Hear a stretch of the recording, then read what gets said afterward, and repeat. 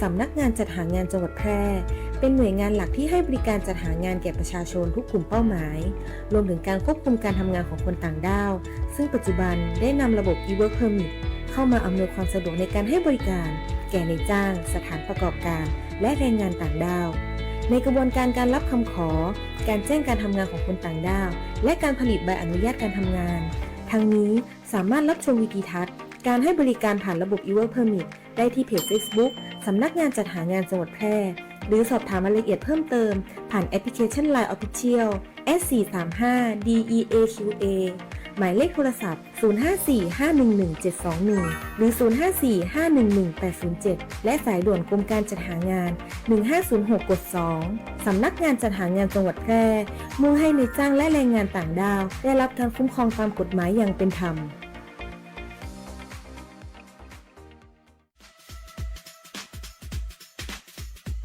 หากคุณมีปัญหาสายตาอยากได้แว่นสักอันหนึ่ง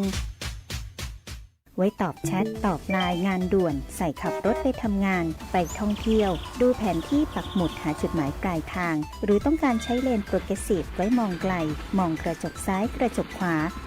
The World of Opticon เราเข้าใจถึงปัญหาสายตาของคุณดีวัดสายตาแม่นยำโดยทัศนศาสตร์ด้วยประสบการณ์กว่า40 ปี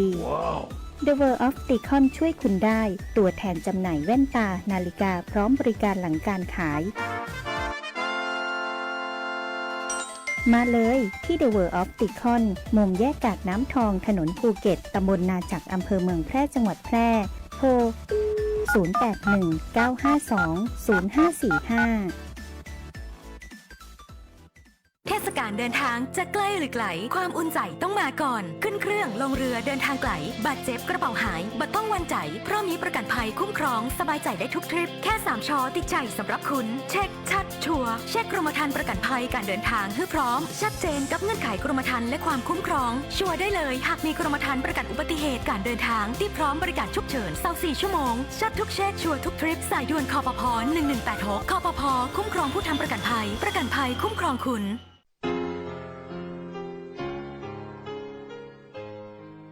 จังหวัดแพร่ร่วมกับสำนักงานศึกษาธิการจังหวัดแพร่ขอเชิญทุกท่านร่วมเสนอชื่อครูผู้สร้างการเปลี่ยนแปลงในชีวิตศิษย์และเป็นครูผู้มีคุณูปการต่อการศึกษาควรค่าแก่การได้รับการยกย่องเชิดชูเกียรติเพื่อเข้ารับพระราชทานรางวัลสมเด็จเจ้าฟ้ามหาจักรีครั้งที่7ปีพุทธศักราช2570ผู้มีสิทธิเสนอชื่อครูเพื่อเข้ารับการคัดเลือกระดับจังหวัด 1. สถานศึกษาขั้นพื้นฐานโดยความเห็นชอบของคณะกรรมการสถานศึกษา 2. สมาคมมูลนิธิและองค์กรที่มีฐานะเป็นนิติบุคคลและมีภารกิจส่งเสริมการเรียนรู้ 3. ลูกศิษย์ที่เป็นศิษย์เก่าจำนวน1คนซึ่งมีอายุไม่น้อยกว่า20 ปี 4. คณาจารย์ในระดับอุดมศึกษารวมกันไม่น้อยกว่า3คนเสนอชื่อและส่งเอกสารได้ตั้งแต่บัดนี้เป็นต้นไปจนถึงวันที่30มิถุนายน2569สอบถามรายละเอียดเพิ่มเติมได้ที่ www.pmca.or.th หรือศูนย์ประสานงานรางวัลสมเด็จเจ้าฟ้ามหาจักรีสำนักงานศึกษาธิการจังหวัดแพร่ครุสภาจังหวัดแพร่เลขที่168หมู่2ตำบลป่าแมดอำเภอเมืองแพร่จังหวัดแพร่หมายเลขโทรศัพท์054 520-807วิทยุแห่งประเทศไทยจังหวัดแพร่ FM 91 MHz ให้ความรู้คู่ความสุขที่นี่สถานีวิทยุกระจายเสียงแห่งประเทศไทยจังหวัดแพร่ส่งกระจายเสียงด้วยระบบ FM สเตอริโอมัลติเพล็กซ์ความถี่91 MHz จากนี้ไปติดตามรับฟังรายการบ่ายนี้ที่91ทุกวันจันทร์ถึงวันศุกร์เวลา 13 นาฬิกาถึง 14 นาฬิกา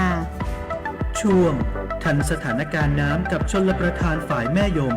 โดยโครงการส่งน้ำและบำรุงรักษาแม่ยมจังหวัดแพร่ฟ้าสลัวมัวแสงระวีส่องนกหยุดร้องวังเวงให้เงียบเหงามองฟ้าวันนี้เป็นสีเทาอกประชาหมองเศร้าระทมสวง ด้วยพระราชธิดาพระองค์ใหญ่เสด็จคันไลสู่แดนสวงเสียงร่ำไห้สะท้อนสถานสวงพระเป็นดั่งดวงใจไทยประชา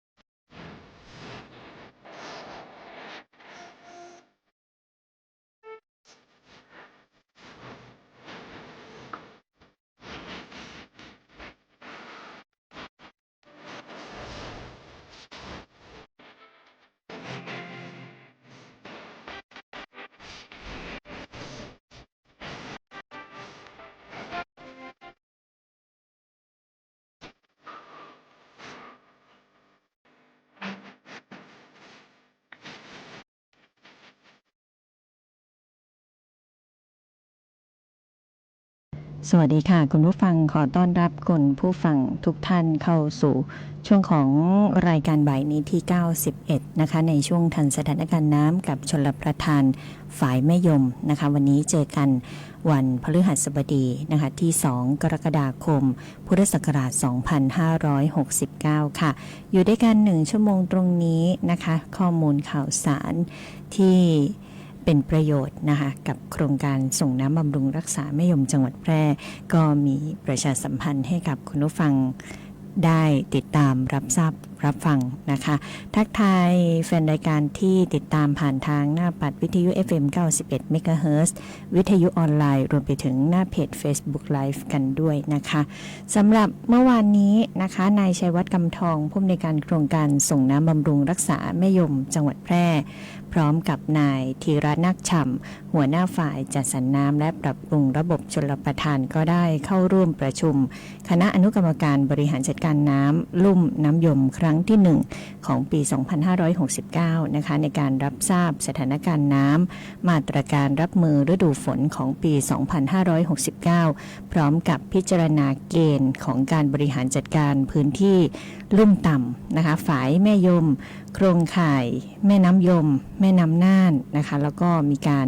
พิจารณาร่างมาตรการรับมือกับฤดูน้ำหลากแล้วก็ภัยแล้งของลุ่มน้ำยมด้วยนะคะก็ได้มีการวางแผนเรื่องของการป้องกันอุทกภัยการเตรียมรับมือกับภัยแล้งนะคะลดผลกระทบต่อประชาชนในพื้นที่ลุ่มน้ำยมนะคะที่ห้องประชุมเวียงโกสัยชั้น2สารกลางจังหวัดแพร่นะคะก็มีนายอนันต์เพชรหนูผู้อำนวยการสำนักงานทรัพยากรน้ำแห่งชาติภาค1ก็ได้เป็นประธานนะเมื่อวานนี้มีการประชุมกันไปนะคะแล้วก็มีการประชุมรายงานผลการดำเนินงานติดตามการเร่งรัดการปรับปรุงข้อมูลในเว็บไซต์การถ่ายโอนภารกิจขององค์กรปกครองส่วนท้องถิ่นของกรมชลประทานด้วยนะคะติดตามการเร่งรัดการปรับปรุงสรุปผลสถานะการดำเนินงานนะคะพร้อมกับรับทราบแนวทางในการทำงานที่ถูกต้องนะคะในการดำเนินงานก็เป็นไปด้วยความเรียบร้อยดีนะคะก็ประชุมกันที่ห้องประชุม1ชั้น3โครงการส่งน้ำบำรุงรักษาแม่ยมจังหวัดแพร่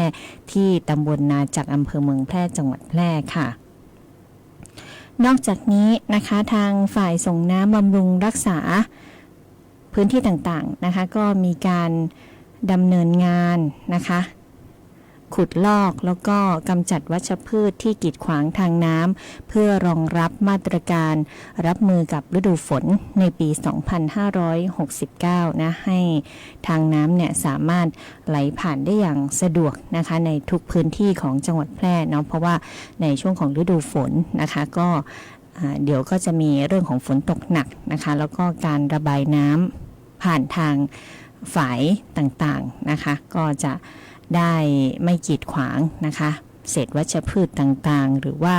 อาจจะมีเศษขยะนะคะกิ่งไม้ไปติดใน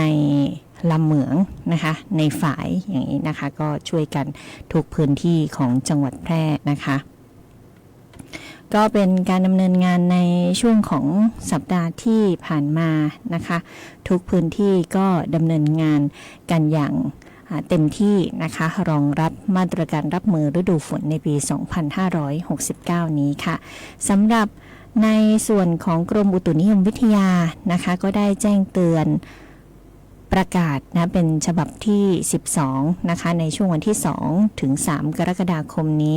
ประเทศไทยก็ยังคงมีฝนตกหนักถึงหนักมากในบางแห่งนะคะโดยเฉพาะบริเวณภาคตะวันออกเฉียงเหนือตอนบนภาคตะวันออกแล้วก็ภาคใต้ฝั่งตะวันตกนะคะเนื่องจากว่ามีร่องมรสุมพาดผ่านภาคเหนือภาคตะวันออกเฉียงเหนือตอนบนนะคะแล้วก็มีพื้นที่ที่พัดปกคลุมนะคะก็ขอให้ประชาชนบริเวณดังกล่าวระวังอันตรายจากฝนตกหนักฝนตกสะสมนะคะก็อาจจะทำให้เกิดน้ำท่วมฉับพลันน้ำป่าไหลหลากได้โดยเฉพาะพื้นที่ลาดเชิงเขาใกล้กับทางน้ำไหลผ่านแล้วก็พื้นที่ลุ่มนะคะอันหนึ่งเมื่อเวลา 4 นาฬิกาพายุ Depression บริเวณทะเลจีนใต้ตอนกลางก็มีศูนย์กลางอยู่ที่ละติจูด 17.5 องศาเหนือลองจิจูด 114.2 องศาตะวันออกมีความเร็วลมสูงสุดใกล้ศูนย์กลางอยู่ที่ 55 กิโลเมตรต่อชั่วโมงนะคะก็เคลื่อนตัวทางด้านทิศตะวันตกค่อนทางเหนือเล็กน้อยนะคะคาดว่าจะทวีกำลังแรงขึ้นเป็นพายุโซนร้อนในระยะต่อไปนะคะโดยในช่วงวันที่ 4 ถึง 6 กรกฎาคมก็จะเคลื่อนผ่านที่เกาะไหหลำแล้วก็เคลื่อนขึ้นฝั่งบริเวณประเทศจีนตอนใต้นะคะพายุนี้ก็ไม่ได้ส่งผลกระทบโดยตรงต่อลักษณะอากาศของประเทศไทยนะคะก็เป็นการแจ้งเตือนภัยของกรมอุตุนิยมวิทยานะคะก็ขอให้คุณผู้ฟังประชาชนเนี่ยมีการวางแผนนะคะในการใช้ชีวิตมีการวางแผนในการเดินทางในช่วงเวลาที่มีฝน ฟ้าคะนองนะคะมีพายุหรือว่ามีการเตือนภัยสภาพอากาศนะคะก็ควรที่จะติดตามสภาพอากาศจากกรมอุตุนิยมวิทยาได้นะคะก็แจ้งเตือนเนาะหลายท่านจะมีการเดินทางนะคะไปในพื้นที่ต่างๆก็ต้องดูสภาพดินฟ้าอากาศกันด้วยนะคะแล้วก็เผื่อเวลาในการใช้รถใช้ถนนด้วยนะคะก็เป็นข้อมูลข่าวสารที่นำมาฝากกันในช่วงแรกนี้ก่อนนะคะของรายการบ่ายนี้ที่ 91 ทันสถานการณ์น้ำกับชลประทานฝ่ายแม่ยมค่ะไปรับฟังผลงานเพลงเพราะๆสักครู่หนึ่งค่ะ จากสถิติของทางการพบละออนไทยเสียชีวิตจากการจมน้ำจำนวนมากทุกปี โดยเฉพาะในช่วงหน้าห้อน ผู้ปกครองควรใส่ใจและดูแลเด็กๆอย่างใกล้ชิดควรสอนเด็กให้ว่ายน้ำเป็นรู้วิธีเอาตัวรอดจากการจมน้ำควรสวมใส่อุปกรณ์ป้องกันการจมน้ำขณะลงเล่นน้ำเรียนรู้วิธีช่วยคนจมน้ำเช่นตะโกนขอความช่วยเหลือโยนอุปกรณ์ให้คนจมน้ำยื่นอุปกรณ์ให้คนตกน้ำจับและเตือนเด็กเสมอถึงอันตรายทางน้ำเช่นอย่าใกล้แหล่งน้ำเพราะอาจลื่นล่มพลัดตกลงไปในน้ำใดอย่าเก็บสิ่งของที่ตกลงไปในน้ำเองควรแจ้งผู้ใหญ่ให้ช่วยเก็บอย่าก้มหรือชะโงกลงไปในโอ่งน้ำตุ่มน้ำถังน้ำเพราะอาจหัวทิ่มลงไปในน้ำใดพบเห็นคนตกน้ำแจ้งสายด่วนกู้ชีพกู้ภัย1669ทันทีด้วยความห่วงใยจากผู้ว่าราชการจังหวัดแพร่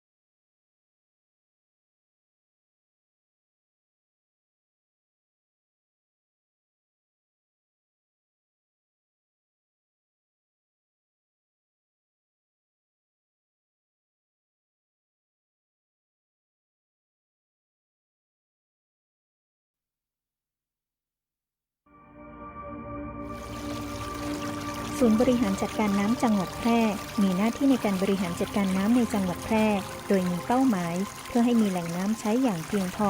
สำหรับการดำรงชีวิตและการพัฒนาและเพื่อให้เกิดการใช้น้ำอย่างมีประสิทธิภาพและเป็นธรรมรวมถึงการอนุรักษ์แหล่งน้ำและการแก้ไขปัญหาน้ำท่วมศูนย์บริหารจัดการน้ำจังหวัดแพร่เข้าใจเข้าถึงพัฒนาเพื่อประชาชนติดต่อศูนย์บริหารจัดการน้ำจังหวัดแพร่โทร054-532-900หรือองค์การบริหารส่วนจังหวัดแพร่โทร054-532-485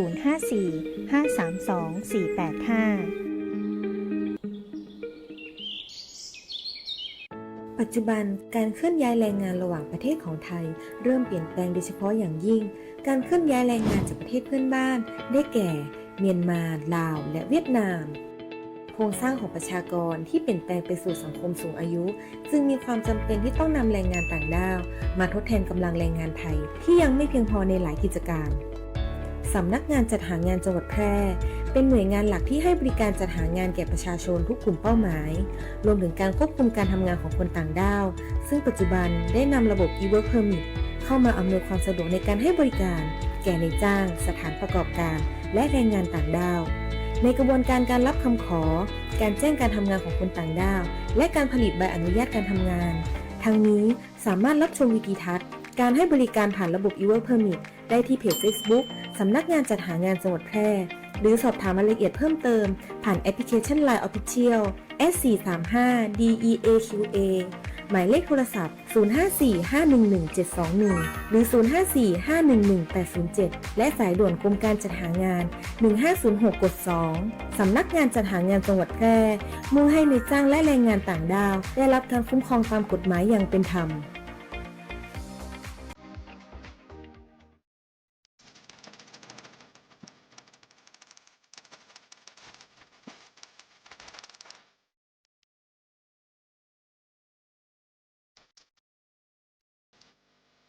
เก้ายั้งแก่สุดโทรมเสียหายผู้ผลผลิตน้อยการยั้งแห่งประเทศไทยสนับสนุนปลูกแตนด้วยยางพันธุ์ดีไร่ละ 20,000 บาทและปลูกแตนด้วยพืชอื่นไร่ละ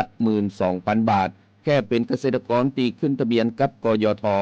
มีส่วนบนพื้นที่ดินถูกกฎหมายเก้ายั้งอายุเกิน25ปียื่นกำขอได้ตามสิทธิ์เลือกรูปแบบปลูกแตนทั้งปลูกยางพันธุ์ดีไม่ยืนต้นเศรษฐกิจหรือสวนยางยั่งยืนมีเงินทุนพร้อมช่วยเหลือติดต่อได้ที่054-069-605การยางแห่งประเทศไทยจังหวัดแพร่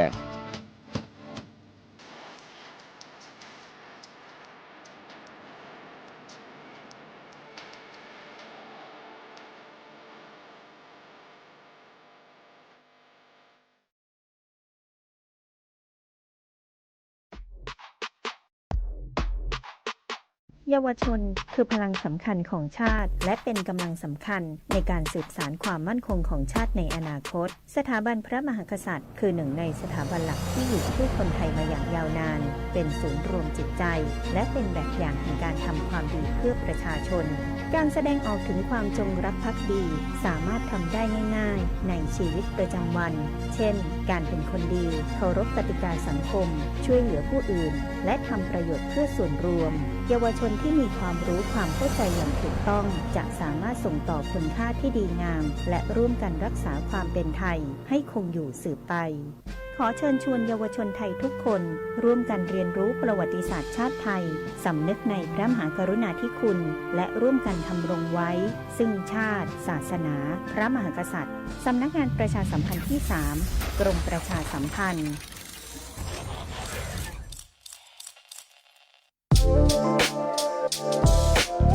คุณกำลังฟังสวทแพร่ FM 91 เมกะเฮิรตซ์ กรมประชาสัมพันธ์สถานีเพลงเพราะ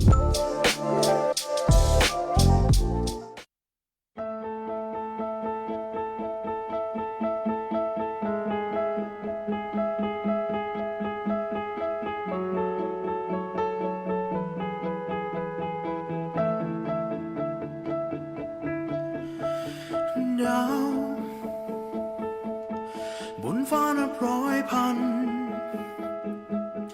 รู้ไหมฉันจำดวงดาวทุกดวงที่เรานับพร้อมกัน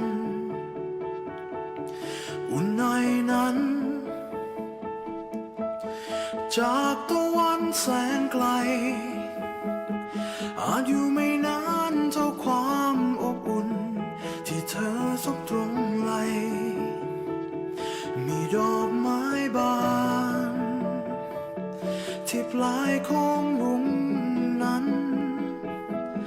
ที่เราเห็นนั้นสวยงามแต่ทุกอย่างไม่อยู่ไปจนนิรันดร์กี่ปลายทางที่เราผ่านพ้นกี่ถนนที่เดินทางไกลกี่ความฝันยังมีเปลี่ยนแต่เธอไม่ทิ้งกันไปกี่ความจำเคยทำหล่นหาย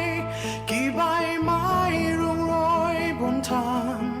มีเพียงรักของเราที่ไม่เคยทิ้งไปไม่มีห่างเป็นอย่างนั้นไปแสนนาน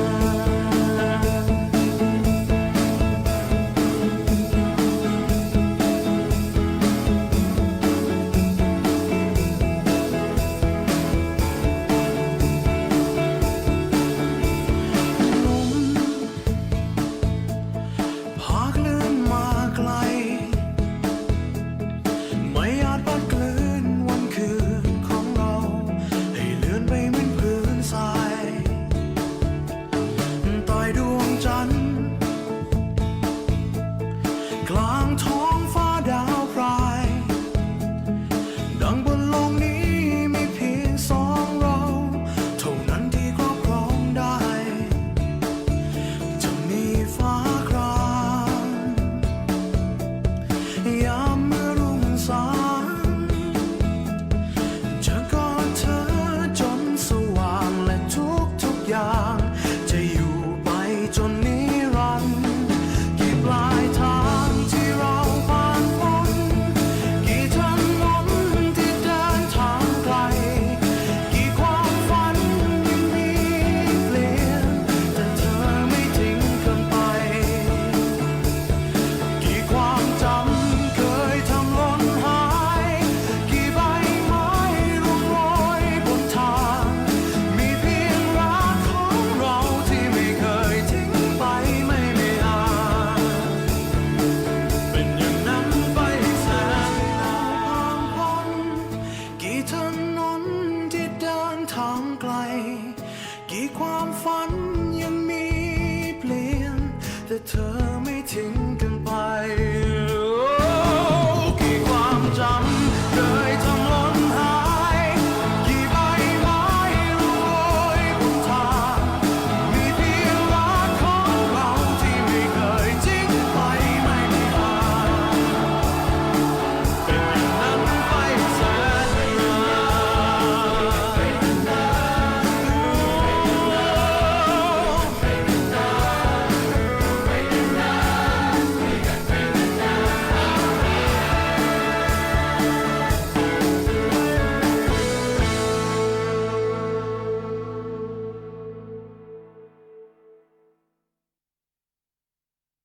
กลับเข้ามาในช่วงของบ่ายนี้ที่ 91 ทันสถานการณ์น้ำกับชลประทานฝ่ายแม่ยมนะอยู่ด้วยกัน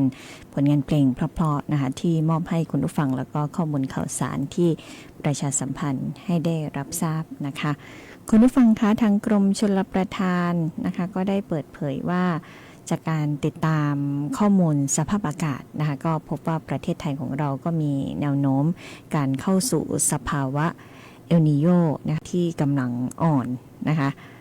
แล้วก็คาดว่าจะคงสภาวะแบบนี้นะคะต่อเนื่องไปจนถึงช่วงต้นปี 2570 นะคะก็จะมีโอกาสพัฒนาเป็นเอลนีโญกำลังแรงในช่วงของปลายปี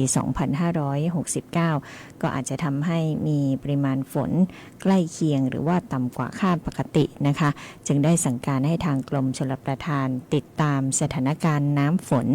น้ำท่าปริมาณน้ำต้นทุนอย่างต่อเนื่องพร้อมกับมีการบูรณาการร่วมกับหน่วยงานที่เกี่ยวข้องเพื่อทำการประเมินแนวโน้มล่วงหน้านะคะแล้วก็จะต้องมีการปรับแผนบริหารจัดการน้ำให้สอดคล้องกับสถานการณ์ที่เปลี่ยนแปลงไปนะคะซึ่งในปัจจุบันนะคะศูนย์ปฏิบัติการน้ำอัจฉริยะกรมชลประทานก็รายงาน ว่าอ่างเก็บน้ำขนาดใหญ่ขนาดกลางทั่วประเทศนะมีปริมาณน้ำรวมกันขณะนี้อยู่ที่ 42,000 ล้านลูกบาศก์เมตรนะคะถ้าคิดเป็นร้อยละก็จะอยู่ที่ร้อยละ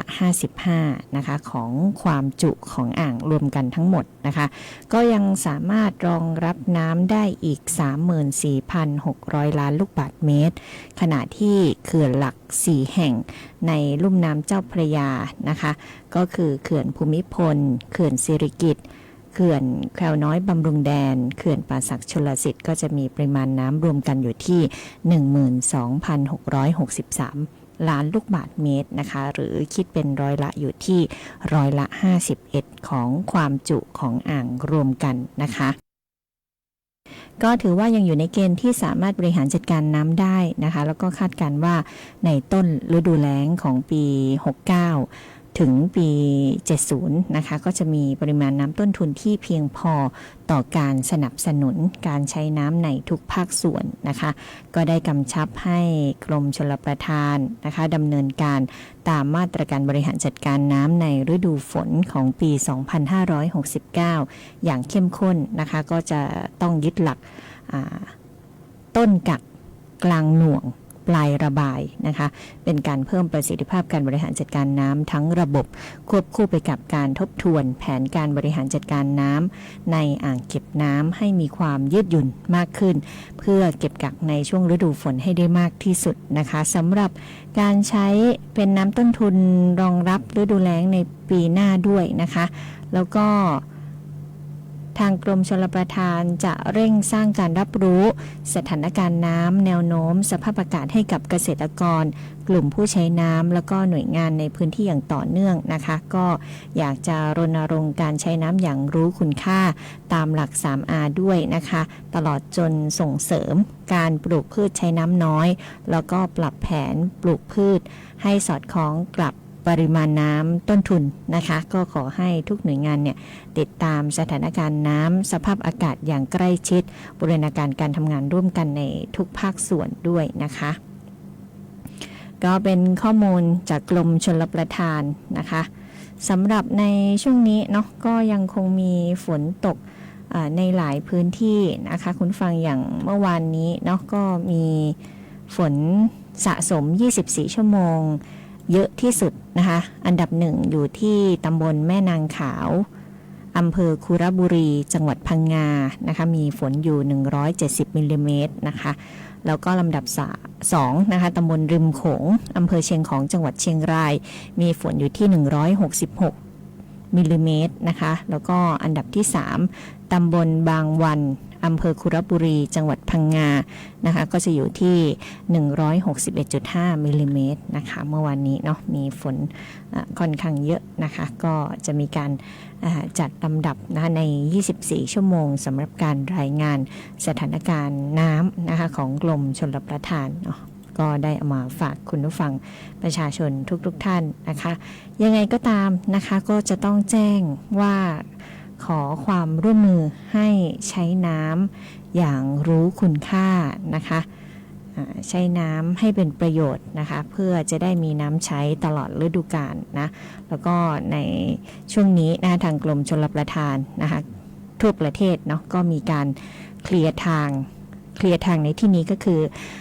เร่งกำจัดวัชพืชในหลายพื้นที่นะคะเปิดทางรับน้ำในช่วงของฤดูฝนนะคะก็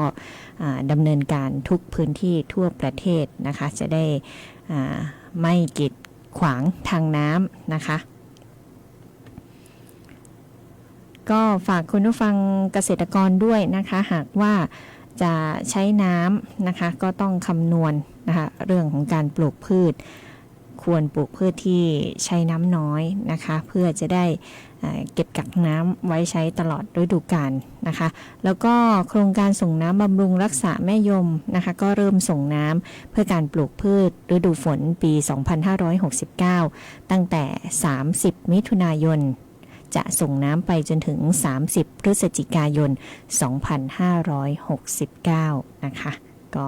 ประชาสัมพันธ์ให้ทุกท่านได้รับทราบข้อมูลข่าวสารโดย